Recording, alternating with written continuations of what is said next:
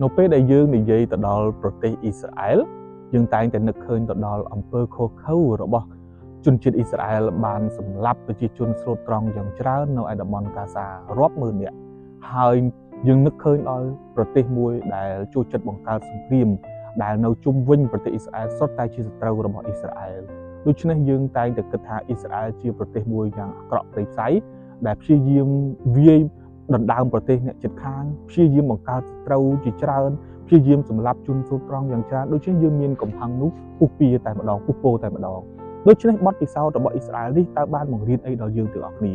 បទពិសោធន៍នេះកំពុងតែបង្រៀនដល់យើងទាំងអស់គ្នាជាពិសេសនៅក្នុងស្ថានភាពបច្ចុប្បន្នដែលប្រទេសកម្ពុជាកំពុងទទួលរងការឈ្លានពានពីប្រទេសថៃនៅពេលដែលយើងទាំងអស់គ្នាឃើញថានៅពេលដែលយើងសុភាពនៅពេលដែលយើងរៀបសារនៅពេលដែលយើងទន់ភ្លន់នៅពេលដែលយើងទាំងអស់គ្នានេះចូលចិត្តសន្តិភាពនោះគេតែងតែជន់យើងជានិច្ចគេចូលចិត្តជន់យើងជានិច្ចយើងមើលបទពិសោធន៍របស់អ៊ីស្រា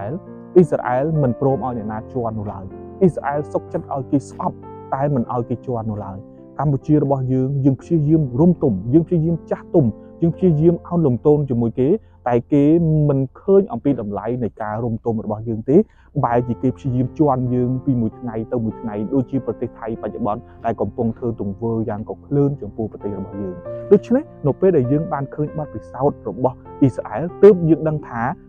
យើងសុខចិត្តឲ្យគេស្អប់យើងតែយើងមិនសុខចិត្តឲ្យគេជន់និងប្រមាថយើងនោះឡើយអ៊ីស្រាអែលសុខចិត្តឲ្យប្រទេសដទៃស្អប់អ៊ីស្រាអែលតែមិនអនុញ្ញាតឲ្យប្រទេសទាំងអស់នោះជន់អ៊ីស្រាអែលបានទេនៅពេលដែលយើងទទួលរងការឈឺចាប់នៅពេលបច្ចុប្បន្នទើបយើងដឹងថាអារម្មណ៍នៅពេលដែលគេមើងងាយយើងនៅពេលដែលគេជិះជាន់យើងនោះយើងដឹងថាទើបយើងដឹងថាអ៊ីស្រាអែលធ្វើនោះមិនមែនជាទង្វើមួយអាក្រក់នោះឡើយប្រសិនបើលកឹកណាអ៊ីស្រាអែលខ្សោយបណ្ដាប្រទេសនៅដើមមជ្ឈិមបូព៌ាច្បាស់ជាជន់អ៊ីស្រាអែលដល់ដីតែម្ដងតែមានតែខ្លួនឯងទេដែលត្រូវតែប្រឹងឲ្យខ្លួនឯងខ្លាំងឲ្យខ្លួនឯងរឹងមាំទើបអាច